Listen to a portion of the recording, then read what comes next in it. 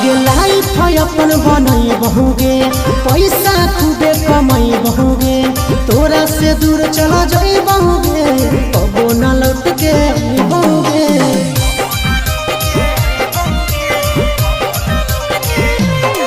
आगे लाइफ अपन बनई बहुगे, पैसा खूबे कमाई बहुगे,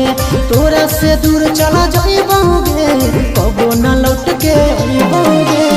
सागर बेदर्दी से बलिन नाता तोड़ गे,